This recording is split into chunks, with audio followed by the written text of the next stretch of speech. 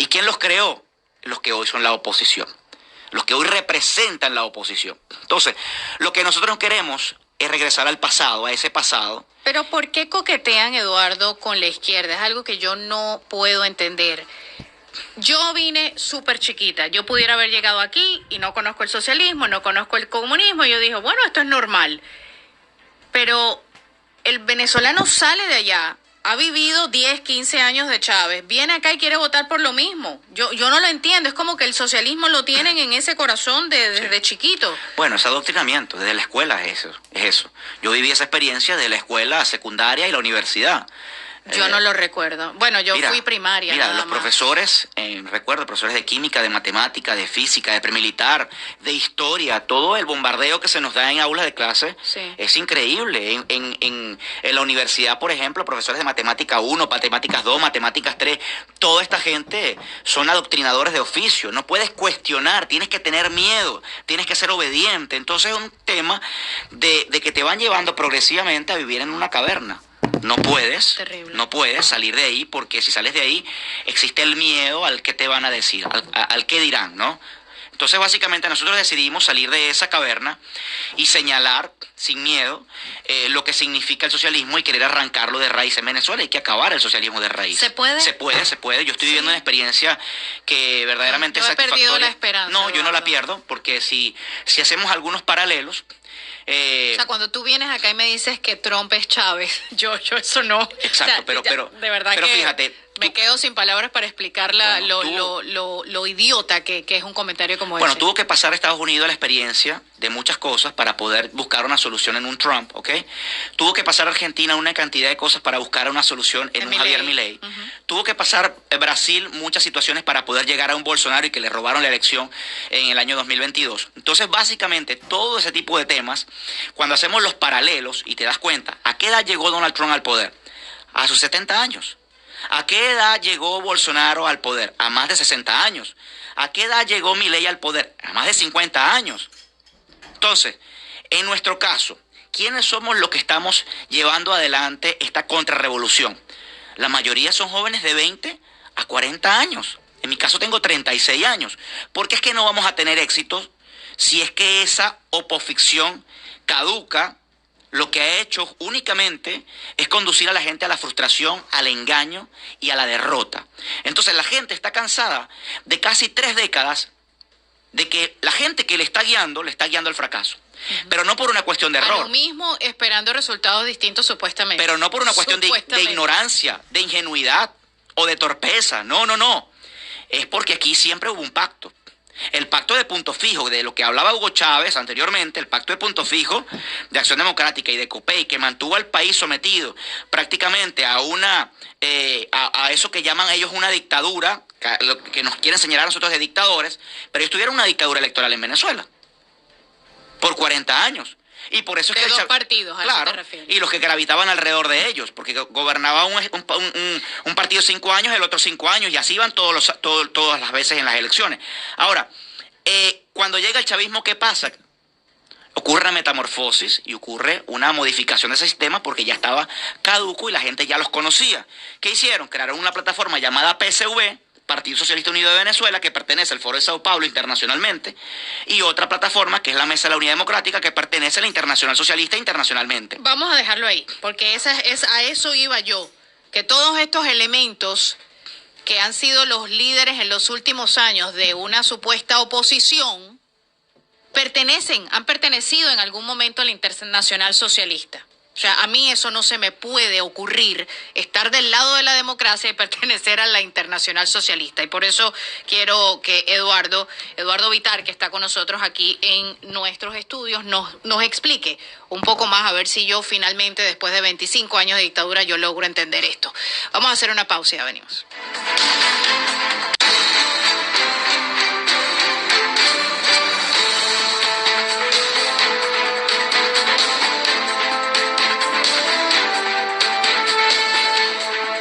Estamos conversando con Eduardo Vitar, coordinador general de Rumbo Libertad, un movimiento político que lucha por la libertad y el cambio en Venezuela. Gracias, Eduardo, por venir acá, por estar con nosotros. Estábamos hablando del tema de la Internacional Socialista. ¿Tú me lo podrías explicar, por favor? Quizás tú que fuiste a la universidad en Venezuela, porque para mí fue uno de esos golpes, tantos golpes que me he dado yo con la oposición venezolana a través de los años cubriendo todo esto, tratando de lograr un cambio que me ha costado, me he ganado amenazas, me he ganado todo tipo de situaciones incómodas, totalmente innecesarias, porque bueno, tengo más de casi 35 años, no, ya tengo 35 años en este país, entonces yo tranquilamente pude haber llegado, desconectarme y soy americana, porque vine muy pequeña. Pero bueno, no, yo siempre tengo esa esperanza de que la gente pueda regresar a su país y pueden reconstruir Venezuela. Creo que hay mucha gente buena que tiene esas ganas y tú eres un luchador de eso, ¿no? ¿Por qué la Internacional Socialista? Mira, la Internacional Socialista tiene un propósito y es la cohesión de todos los movimientos progresistas y izquierdistas del mundo, ¿okay? Pero ¿cómo tú puedes buscar la democracia siendo parte de la Internacional Socialista? No lo comprendo, ayúdame. Es una metodología, ¿no? Hay una metodología en ser socialista. En ser socialista es controlar los medios de producción. Ser socialista significa hacerte dueño de un país para usar la riqueza de un país y saquearlo. Entonces hay un proceso, hay un protocolo que cumple el ser socialista. Entonces hacerte del poder para vivir del poder y sobre todo mantener a la gente sumisa y controlada, porque hacen que a la gente básicamente tenga una deuda con el que les otorga, vamos a decir así, le otorga la concha del cambur, la concha del banano, ¿no? Entonces básicamente siempre ha existido esto en Venezuela de: si te doy el voto, ¿qué me das? Porque fue al contrario primero. O sea, mira, dame tu voto porque te voy a regalar una casa. Entonces, se fue creando esta conciencia, este adoctrinamiento desde muy pequeño en los venezolanos. Y bueno, recordemos que se acrecentó luego, después de la caída de la Unión Soviética, del muro de Berlín y todo esto, en el 89, viene la creación del Foro de Sao Paulo para agregarse aún más veneno y agregar aún más en nuestra región esto, que era muy desconocido. Recordemos que hasta inclusive en los años 60, 70, 80, en nuestra región hubo dictaduras de derecha, ¿ok? Dictaduras de derecha que salieron del poder o por la vía electoral o por la vía básicamente de la convulsión social, que terminaron haciendo de que gente como Pérez Jiménez se montara en un avión y se fuera, ¿ok? O como Pinochet, por ejemplo, que salió del poder y se dio el poder. Ahora, en el caso de estos tipos no plantean una dictadura, plantean una tiranía. Entonces, básicamente lo que tenemos en Venezuela es una tiranía. Hay una gran diferencia en todo esto. Entonces, el tema del Foro de Sao Paulo, que viene a traernos el socialismo a la región y que además se divide la cuota de participación con la Internacional Socialista, es crear en nuestros países un bipartidismo de izquierda que no permita la intromisión de actores que irrumpen para llevar a países a la prosperidad. Porque ellos viven de someter al país para poderlo saquear, como te dije anteriormente. Entonces, Venezuela está repartida en dos grupos. La Internacional Socialista, cuyo presidente es Pedro Sánchez. Ustedes vieron recientemente cómo el señor Edmundo González, después de firmarle un acuerdo a Maduro, de que Maduro ganó la elección, el señor Edmundo González firma un acuerdo y se monta en un avión para irse a España. ¿De quién era este avión? ¿De qué gobierno? El avión fue enviado por Pedro Sánchez, presidente de la Internacional Socialista. ¿Quién paga estos viajes de Edmundo González? Porque yo no sé, hoy en día viajar es un poco caro, ¿no? Bueno, pero no tiene dinero esta oposición, de todo el dinero que se robaron en el interinato de Guaidó y todo lo que hicieron de desastre y las conexiones que han hecho durante muchos años siendo oposición. Los contactos lo tienen, el dinero lo tienen. Mira, si ellos quisieran liberar a Venezuela, lo hubiesen hecho aproximadamente 10 veces con el dinero que han recibido. Es un descaro lo que han hecho con los venezolanos. Más de 60 países apoyaron a Juan Guaidó. Gracias a Donald Trump. Gracias a Donald Trump, que le reconoció y le validó para que otros países le validaran, por desconocimiento, ¿ok? Porque así hay que decirlo. Donald Trump, por un tema de ayudar a los venezolanos, dijo, bueno, esto es lo que están haciendo. Nunca yo había visto un presidente estadounidense tan comprometido con la causa de Venezuela. Dejó todo, o sea, las noticias de Venezuela eran todos los santos días. Y cuando tú le preguntabas a los miembros de la oposición, esto no me lo contaron, esto lo presencié yo, cuando yo le pregunté a la esposa de Guaidó, que en ese momento no, creo que no estaban casados, le pregunté a Carlos Vecchio, les pregunté, oye, ¿qué opinan ustedes del apoyo de Donald Trump? Esto no es de política, responde la señora de Guaidó, esto no es política, esto es de humanismo. No entendí, me quedé así como que, ¿cómo? Y Carlos Vecchio, bueno, te tengo una exclusiva, Karines. Acabamos de la respuesta, en vez de decir, oye, gracias al presidente Trump que reconoció a Guaidó, que 60 países se han sumado, Pelosi demoró como 40 días para reconocer a Guaidó, días después de que lo había reconocido Donald Trump. Y este señor Vecchio me dijo, te tengo una exclusiva, me acabo de reunir con los demócratas. Y yo me quedé así como que, o sea, eso no contesta mi pregunta. Entonces como que siempre hubo una animosidad a hablar a favor de todo lo que hizo Donald Trump en ese momento. Y ahora aprovecho y te hago ya la pregunta. ¿Dónde está la platica? Porque yo estoy esperando como cosa buena y yo he pedido oficialmente, formalmente, que Elon Musk, después de descubrir el pantanazo que se ha encontrado aquí, que es muy grande, no le puedo exigir que busque solo lo de Venezuela, pero yo necesito saber a dónde fue ese dinero, cómo se repartió, quién lo repartió, quién se benefició, porque yo hasta ahora no conozco ningún venezolano, de repente tú sí, porque estás más conectado con el tema de Venezuela, que se haya beneficiado con más de 200, ¿cuánto fue 200? No, se habla de aproximadamente 5 billones de dólares recibidos por la oposición venezolana. ¿Okay? Me fui por debajo. ¿Qué pasó con eso? O sea, ¿qué has podido tú averiguar? ¿Qué sabes? O sea, cuando tú dices, se robaron el dinero, yo quiero saber que me digas por qué tú dices eso. ¿De dónde sacas esa información? ¿Qué has investigado? No sé si recuerdas el caso de Cúcuta, ¿ok? El Cúcutazo. El Cúcutazo es un caso que yo saqué a la luz pública en aquel momento. Recuerdo que en aquella oportunidad me di la tarea de quedarme en Cúcuta muchos días. Busqué información de los propios activistas de Voluntad Popular que me relataban lo que estaba pasando por dentro de todo esto.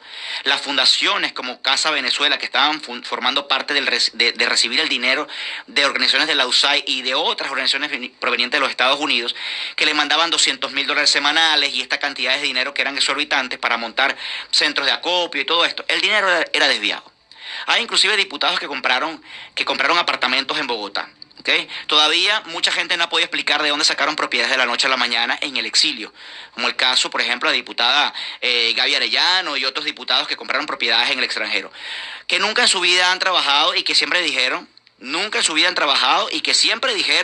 que no se les pagaba un sueldo del Congreso. Bueno, si el único oficio que ustedes han tenido ha sido parlamentarios y ha sido ser diputado, ¿cómo usted justifica que usted compró un apartamento de $200,000, $400,000? Explíquenlo. ¿Cómo ustedes justifican que uno de los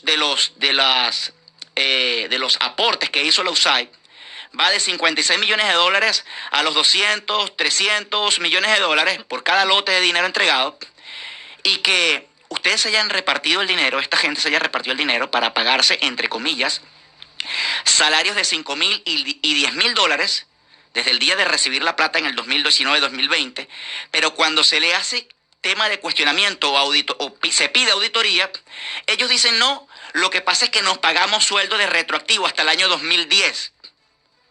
Es decir, se repartieron la plata entre todos los partidos para mantener a todo el mundo con un bozal de arepa, y todo el mundo por mucho tiempo, por 5 años, se mantuvieron avalando a Juan Guaidó como presidente interino y sinvergüenciando las cosas que hacía Juan Guaidó. ¿Por qué? Porque todos los diputados recibían una mesada, ¿no? Entonces, básicamente hicieron una repartición de dinero que era por cuotas de partidos, que al final terminaron siendo el sostén de una gente miserable que lo que hizo fue darle la espalda a los venezolanos, porque el dinero era destinado para la liberación de Venezuela. Se dice que nada más llegó el 2% a los venezolanos. Yo todavía no. Estoy convencido que ni ese 2%. Ni ese 2% del dinero. Pero hay pruebas de eso, o sea, hay manera de averiguar. Elon Musk va a ser el único que va a poder averiguar a dónde fue ese dinero. Yo quiero saber. O sea, existen pruebas. Yo quiero pruebas, yo quiero recibos. Existen pruebas de los organismos de Estado, ¿ok? Porque yo recuerdo que en el año 2019, cuando hicimos toda esta investigación y cuando yo dije, tenía todos los documentos en mano, todos los testigos en mano, yo dije, si los publico yo nadie me va a creer, porque todo el mundo dice que yo soy divisionista, que soy extremista, que soy radical, que no juego a la unidad con la oposición. Entonces, teniendo estas pruebas en mano, la primera cosa que yo hice, y quiero que me lo desmienta el señor Orlando Bendaño, fue entregarle todas las pruebas en la mano al señor Orlando Bendaño. Yo mismo llevé al señor Orlando Bendaño en mi motocicleta a hacerle las entrevistas a las personas que teníamos como testigos en la ciudad de Bogotá. Entonces, esta gente que sabe absolutamente todo sobre esta gente llamada la oposición venezolana, y que además cuando hicimos los cuestionamientos en Colombia, el presidente Iván Duque y la gente del gobierno de Iván Duque dijo, no destapen eso porque vamos a perjudicar la imagen de Juan Guaidó. ¿Qué es lo que quiere decir eso? Que hay una corrupción buena. Hay una corrupción buena y una corrupción mala. En nuestro caso eso no existe. porque la corrupción es corrupción donde lo ponga. Entonces, básicamente, lo que nosotros estamos pidiendo a toda la administración acá hoy es que haya una investigación severa. A la administración de Donald Trump. De Donald Trump, que haya una investigación severa a los recursos entregados a la oposición desde que Donald Trump comenzó a ayudar. Yo hice la misma petición. ¿Okay? Yo hice la misma petición. Porque no van a poder demostrar, Karines, no van a poder demostrar nunca dónde está el dinero. Porque, ¿cómo es eso de que Leopoldo López se hizo? No hay manera de ver la triangulación. Claro que hay. Claro que hay. A través de los organismos de inteligencia y todo un seguimiento de la trazabilidad del dinero se puede conseguir dónde está el dinero. Claro. Y que ellos respondan por esas responsabilidades. ¿Cómo es eso que el señor Leopoldo López, una vez que llega este interinato, se convierte en especialista en criptomonedas? Entonces el dinero está en criptomonedas. Entonces esto hay que investigarlo a profundidad. Y existe la manera de conseguir esta trazabilidad, ¿no? Entonces, bueno, yo sí que quisiera que este gobierno de Donald Trump fuera detrás, no solamente de los chavistas, sino de los que han hecho que el chavismo siga en el poder. Yo quiero saber quien sea que esté involucrado, yo quiero saber dónde está la platica. Esa es mi única petición. ¿Por qué? Porque esa plata, como dices tú, hubiese liberado a Venezuela tantas veces, pero además le hubiese dado tantos beneficios al pueblo venezolano. Yo tontamente donamos nosotros en casa el concierto de ¿cómo se llama? Del señor de Virgin Airways. Y mi platica se perdió y yo sabía que se iba a perder, pero yo dije, bueno, hay que donar. Entonces salen grupos que si ya casi Venezuela, que si esto, y la gente donando porque no quieren perder la esperanza. Yo necesito saber a dónde fue, así como están averiguando que dieron preservativos en Gaza, que dieron para una obra trans en Bogotá, bueno, no sé si es en Bogotá, en Colombia, todo este dinero que han votado de mi dinero, del dinero de todos los que pagamos aquí impuestos. Yo necesito saber dónde está esa plata más allá, porque esa plata tenía que ir a los venezolanos, porque contamos con un momento de oro donde se pudo liberar a Venezuela y la oposición dijo una intervención militar es un retroceso a la democracia. Eso se dijo en la pasada administración de Donald Trump. Hacemos una pausa y ya regresamos.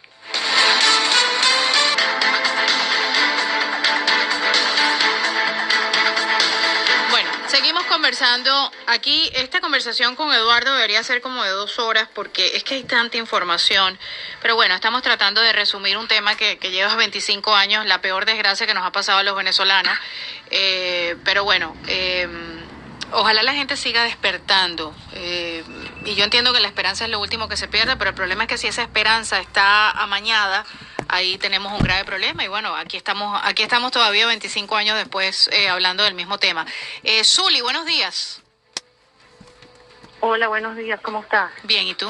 Bien, gracias. Mira, primero, bueno, quiero felicitarte por la entrevista. Hace años, él y otras personas como Noel Alejandro Leal son personas que han hecho despertar a mucha gente, venezolanos. Sí. Estoy escuchándola, pero quería saber que si él se va a presentar en algún sitio. Eduardo, ¿te vas a presentar en algún sitio? Mira, hasta ahora no tenemos pensado aquí en Miami. Yo creo que por tu seguridad es mejor que no lo hagas por el momento. Sí, por ahorita no está pensado. Mi humilde opinión. Estamos haciendo reuniones, estamos haciendo entrevistas, estamos hablando con mucha gente importante para poder avanzar en todo el tema de la narrativa. Sí, yo creo que en este momento es más importante lo que se está haciendo detrás de bambalinas que estar quizás haciendo podcasts o todas estas cosas, ¿no? Sí. No sé, me parece. ¿Alguna otra pregunta, Zuli? No. Solo voy a escuchar la entrevista y bueno. Gracias por llamar. Sigan haciendo un verdadero periodismo, ¿ok? Gracias, mi reina, gracias. ¿Alguna otra llamada? No. ¿Tenemos otra llamada? Ramón, buenos días. Voy a hacer rapidito porque quiero continuar con Eduardo, pero quiero darle la oportunidad porque me imagino que quieren llamar y opinar. Adelante, Ramón. Buenos días. Buenos días. Está sobre la situación esta como Cuba, que tiene la fusión de como terrorista, ¿verdad? Igual como le hicieron como tenía que hacerle, ¿no? A ese muchacho palestino, que sea, que estaba a favor de Hamas, que lo deportaron. Deberían hacerle eso con todos los que mintieron, que entraron aquí, que fueron del partido, de la seguridad.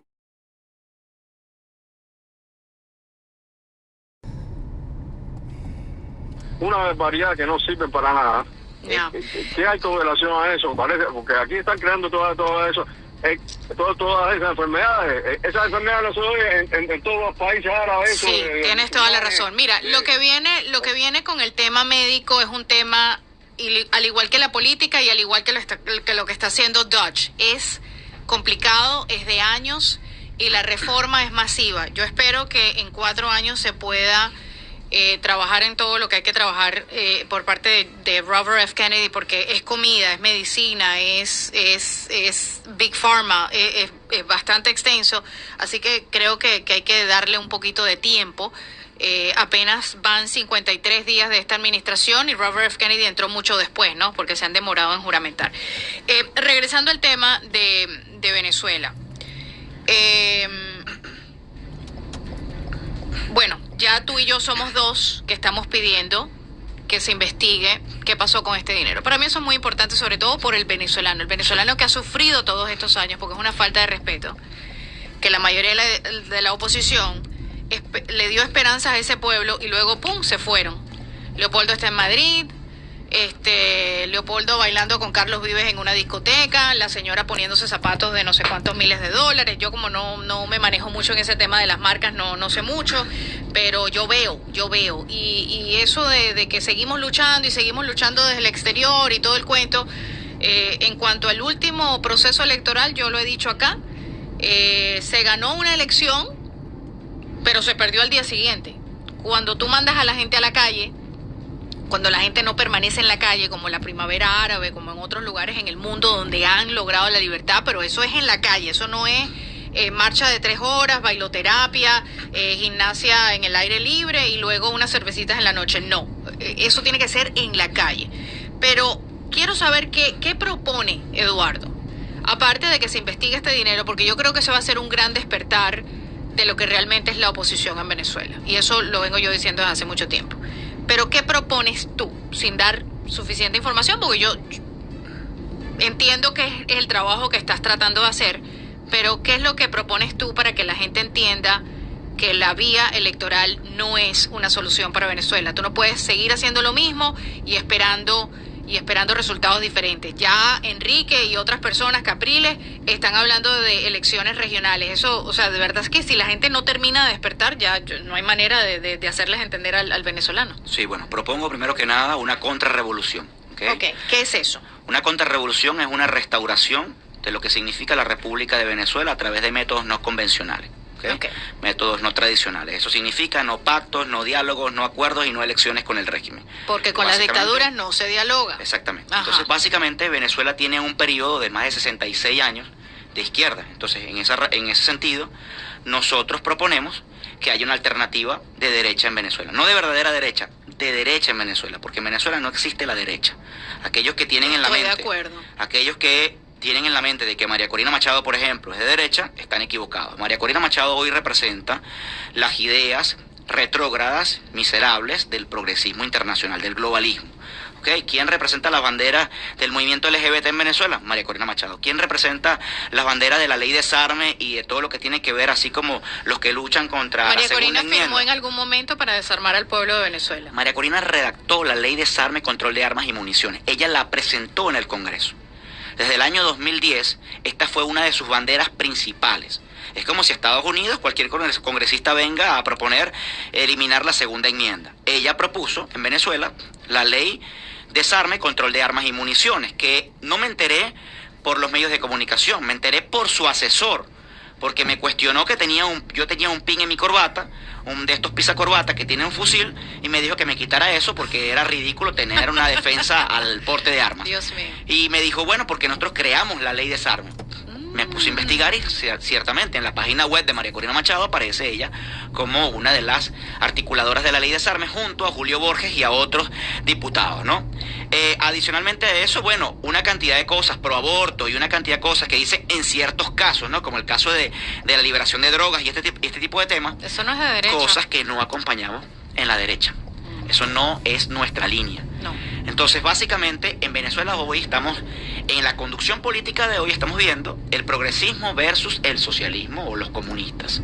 Entonces vamos a salir de un caos para llevar a Venezuela a otro caos. Recordemos que Venezuela siempre fue un país conservador en casi muchos aspectos, ¿no? Todo se cuestionaba, todo lo que estaba mal en Venezuela se cuestionaba. Entonces, progresivamente nos han ido deteriorando el comportamiento, y esto lo habla muy bien Polibio con el tema de la oclocracia. Yo les recomiendo a la gente leer sobre la oclocracia. La oclocracia habla de la deformación del comportamiento del ser humano, de los principios, de los valores y sobre todo lo que tiene que ver con lo que vendría siendo la democracia normalmente, ¿ok? Entonces, ¿qué significa eso en la política? Bueno, corromper a todo el mundo. La oclocracia significa corromper a todo el mundo.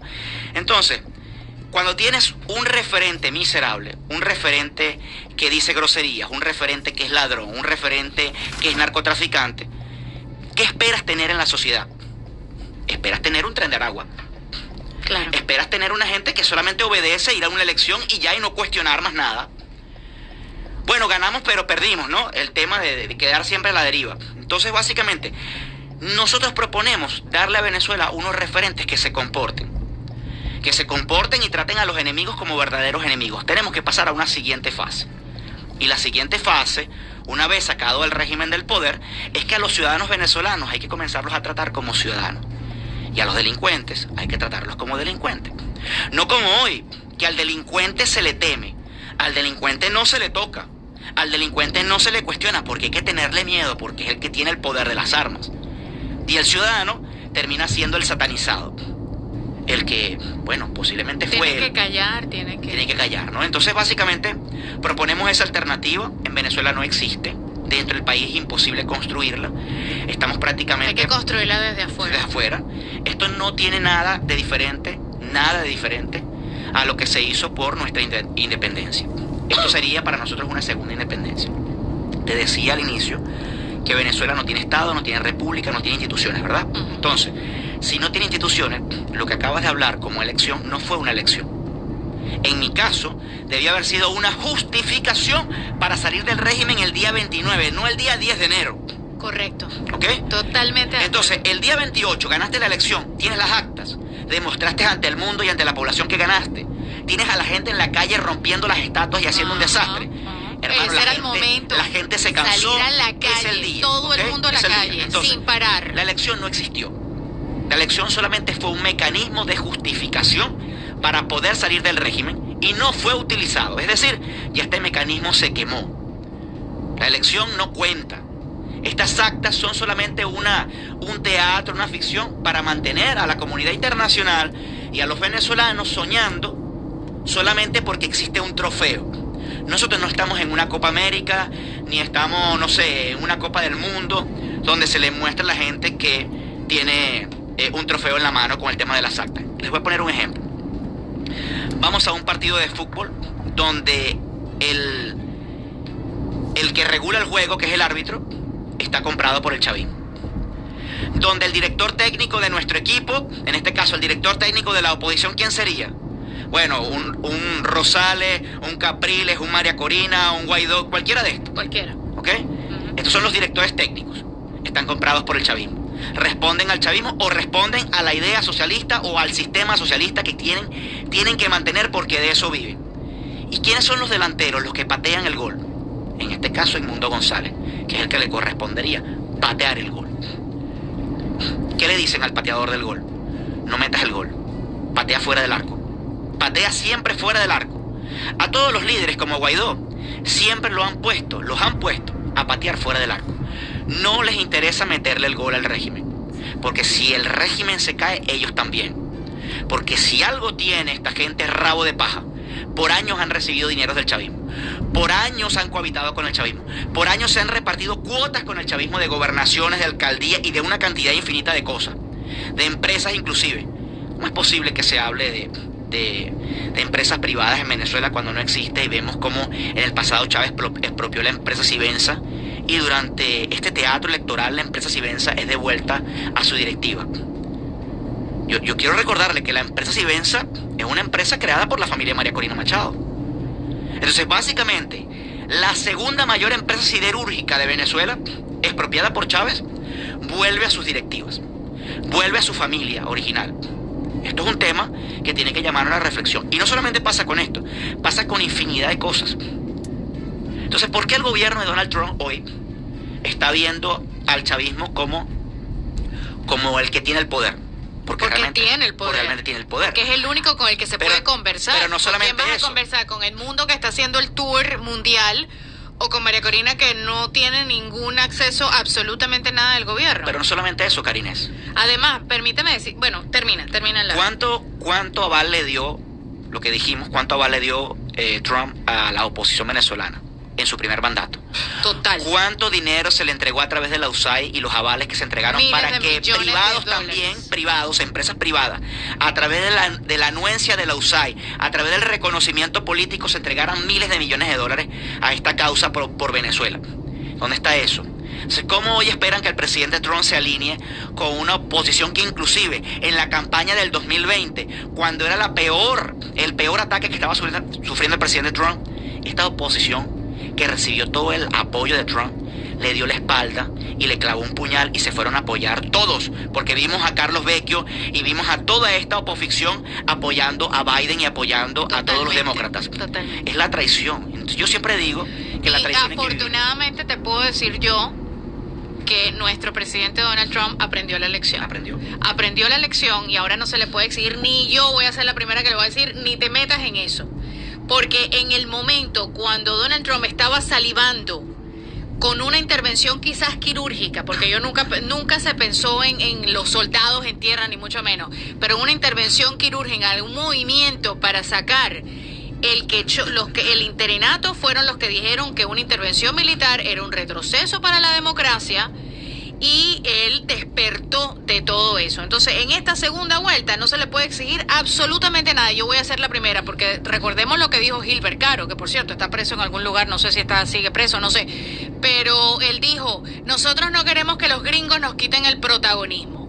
¿Qué manera de perder la única oportunidad real, internacionalmente hablando, que tú tuviste de liberar a Venezuela? Y ahí fue cuando yo entendí, Eduardo, lo que te dije hace un rato y tú lo acabas de corroborar, que esta oposición le conviene estar en medio, o sea, que la dictadura permanezca en Venezuela, porque de alguna manera u otra se siguen beneficiando. Yo quiero saber de qué vive Leopoldo en Madrid. Yo quiero saber, porque vivir en Madrid creo que no es barato. ¿De qué vive toda esta gente? Yo no entiendo, porque yo tengo que venir a trabajar todos los días para recibir mi cheque, y yo veo que esta gente envía a los niños a escuelas privadas y tú sabes, y tendrán un trabajito por ahí, pero no es un trabajo que dé para pagar el estilo de vida que tienen.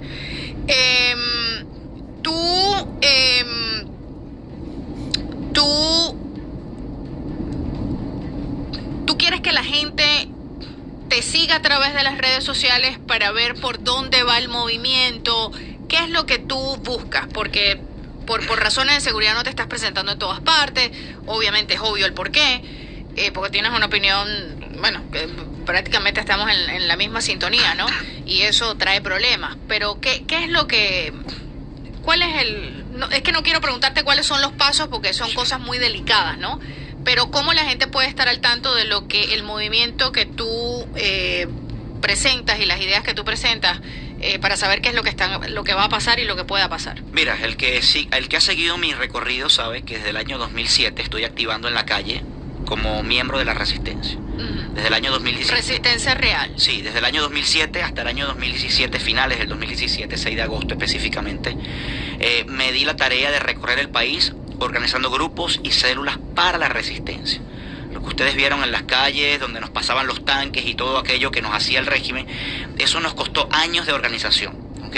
Nos costó años de articulación en las bases. Eso no lo crearon los partidos políticos. Eso fue un tema de formación en las bases, creando grupos de 12, de 10, de 15, 50 personas aproximadamente. Eso de alguna manera aún sigue vivo. Eso hay forma de recuperarlo. Queremos otra vez retomar eso. Pero no solamente de una manera como lo hicimos en el pasado. Hay que buscar todos los apoyos necesarios para tener reconocimiento político, para que esto tenga una conducción política correcta. Porque la resistencia tiene que tener una conducción política de la propia resistencia, no de los partidos políticos. Porque el fracaso de la libertad, Karines, está en la conducción política. El venezolano quiere salir del régimen. Sí. Los venezolanos han hecho de todo.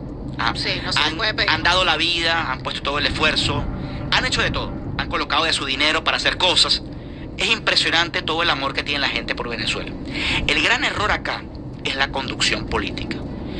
Yo quisiera saber si en la independencia, nuestros libertadores, nuestros héroes de la independencia, le iban a delegar a un traidor o a un extranjero la conducción política de la independencia.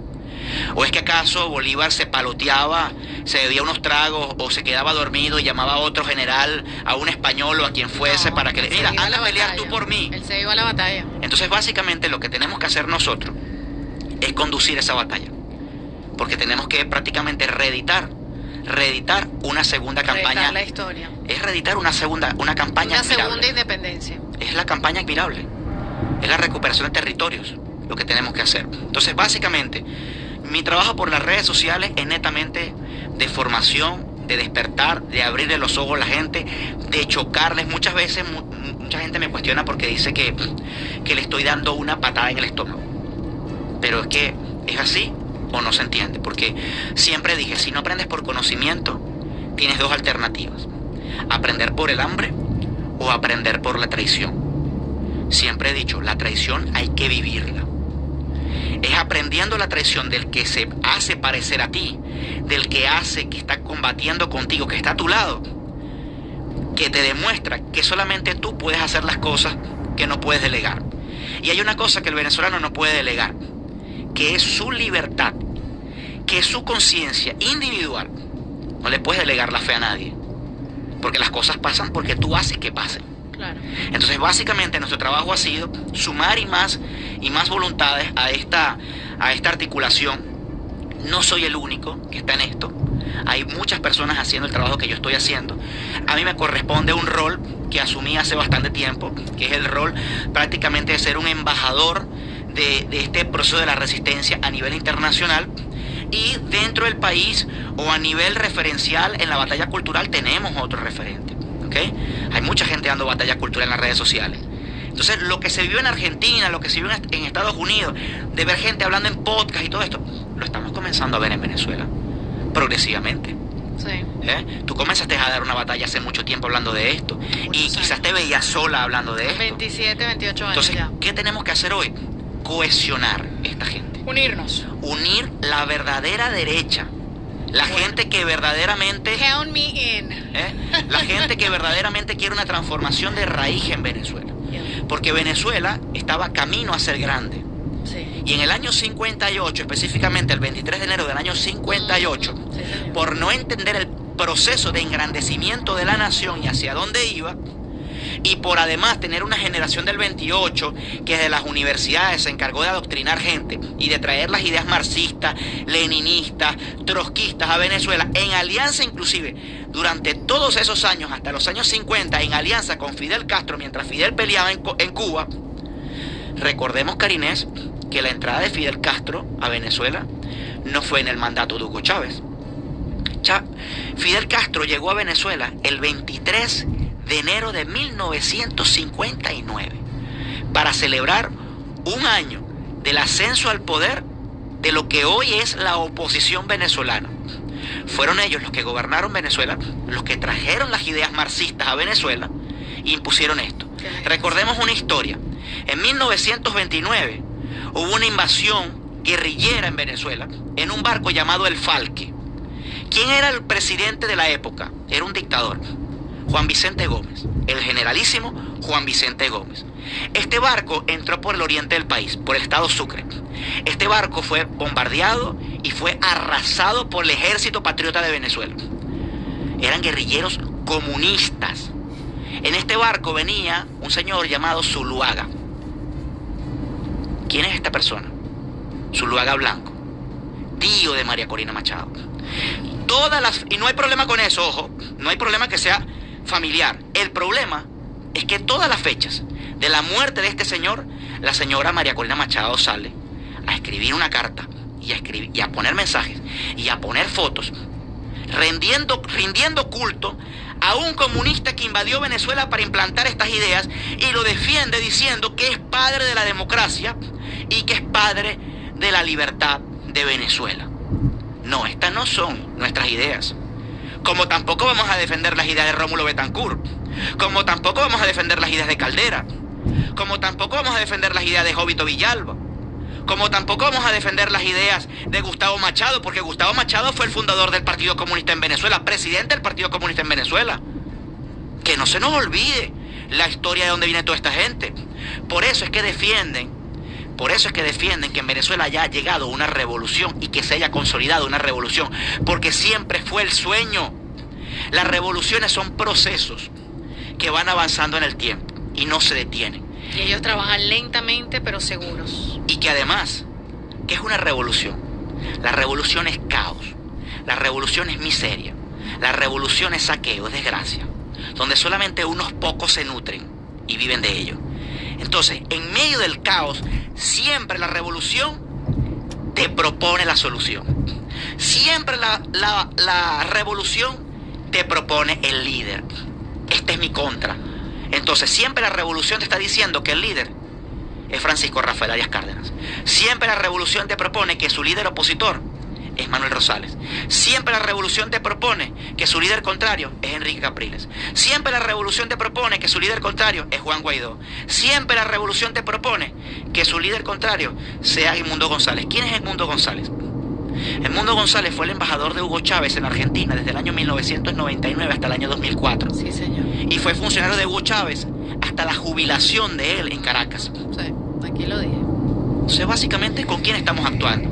Esa conducción política no puede seguir en manos de entreguistas y traidores. Eduardo, ¿cuáles son tus redes sociales? Mis redes sociales son Eduardo Piso, Pitar, con B de bueno, y TAR, Eduardo-Pitar. A este muchacho lo atacan muchísimo y bueno, experiencia personal, cuando a mí me atacan es porque algo bueno estamos haciendo. Así que les dije que iba a ser una conversación incómoda, pero bueno, me alegra que las personas que llamaron están en la misma página que nosotros. Por cierto, hace más de un mes que no se sabe nada. Yo dije que no donaran platica ahí, pero porque me olía, yo tengo un olfato que nunca me falla. ¿Tú has sabido algo? Porque desde hace más de un mes esto de ya casi Venezuela, supuestamente que están trabajando con Eric Prince para, no sé, o sea, porque cuando tú vas a tumbar una dictadura, tú no hablas, tú no das aviso. Esto de ya casi Venezuela, que desaparecieron. Primero investigar quiénes son los creadores de ya casi Venezuela. Ajá. No es Eric Prince. No es Eric Prince. Correcto. Eric Prince es un mercenario. Es una persona que tiene empresa. Es un tipo que recibe un dinero y hace lo que se le pida. Punto. Ahora bien, ¿quién creó Me quedan 3 minutitos. Okay. ¿Quién creó esta empresa, entre comillas? Ajá. Unos hermanos llamados los hermanos Vera. ¿Okay? Estos hermanos Vera están denunciados en la justicia de los Estados Unidos por haber creado una página web de criptomonedas donde ocurre una estafa por más de 200 millones de dólares, donde ellos dicen que fueron hackeados y el dinero desapareció. ¿Okay? Yeah. Entonces, básicamente esto fue creado por unos venezolanos, adicionalmente con otro ciudadano que no voy a mencionar para no darle renombre, pero que está siendo investigado por la justicia americana, que ha sido preso por maltrato a su familia, por golpear a su mujer, y que básicamente ha sido recurrente en caer preso aquí en Miami. Ese que tiene unas grabaciones borracho diciendo una cantidad de cosas. Entonces, básicamente estos son los creadores de ya casi Venezuela. Ya. Es decir, esta gente moralmente no puede conducir una liberación, porque son corruptos, claro, porque son perversos, porque además tienen un historial gravísimo. Lo grave de esto es que Eric Prince se haya unido a esto, pero vuelvo y repito, es un mercenario, así que él se une a todo donde se le prometa alguna platica, ¿no? Si algo me di cuenta es que muchos norteamericanos tienen un gran cariño por Venezuela y quieren hacer algo por Venezuela, y cualquiera que llegue a proponerles algo quizás les parezca bueno. Pero es que esas cosas no se avisan. Bueno. Esas cosas no se avisan. O sea, por eso es que no te hago ciertas preguntas de qué vas a hacer y cómo lo vas a hacer. Además, porque es que hay cosas que no se preguntan. Además, si tú de verdad estás serio en algo, tú no dices, tú actúas. Además que eso no funcionaría, Karines. Una operación de estas no funcionaría en Venezuela, porque nos dejaría aún peor. Claro, Venezuela es un narcoestado. Lo que hay que hacer en Venezuela es algo gigante, es algo grande, es algo poderoso, donde la gente tiene que estar involucrada, donde el venezolano tiene que estar apoyándonos haciendo esto. Por esto estamos haciendo un trabajo cultural para que todo el mundo en la calle, para que el régimen no tenga fuerza alguna. Yo trabajo de 9 a 15 y tengo la clase de la... Tú sabes, no, mira. Bueno, como le dijo María Corina a la gente, que el 28 se fueran a su casa porque ellos estaban contando las papeletas, y el 29 les dijo, vamos a rezar un rosario y al mediodía se van a su casa a almorzar y luego nos vemos. Exacto. Bueno, y la bailoterapia y nos vemos mañana. Nos vemos el 10 de enero. Sábado. Lo despidió. Exacto, el 10 de despidió, enero. Nos vemos el 10 de enero. Y el 10 de enero te dijeron, yo voy a regresar a Venezuela Sí, el 10 sí. de enero, y el 9 te dicen, bueno, no, quizás no, porque no están las condiciones. Ay, mira, yo estoy tan cansada, pero bueno, al menos contigo podemos tener esta conversación. Gracias, Eduardo. Gracias Vamos a ti por la a mantener oportunidad. el contacto. Si estás fuera del país, pues conversaremos vía telefónica. La conversación ha gustado muchísimo. Hay muchos mensajes acá, pero bueno, se me acaba el tiempo. Pero gracias, cuídate mucho. Aquí estoy a la orden. Gracias. Estamos en la misma página. Somos Así es. de derecha, derecha, derecha, derecha. Algunos nos llaman ultraderecha, pero it's okay. A mí eso me tiene sin cuidado. Lo que queremos es queremos la libertad de Venezuela y queremos que esta nación sea grande otra vez. Así es. Porque tú entiendes eso perfectamente. Totalmente. Gracias. Queremos que Venezuela sea lo que nunca ha sido. Gracias. Amén. Dios te oiga. Hacemos una pausa. Ya regresamos.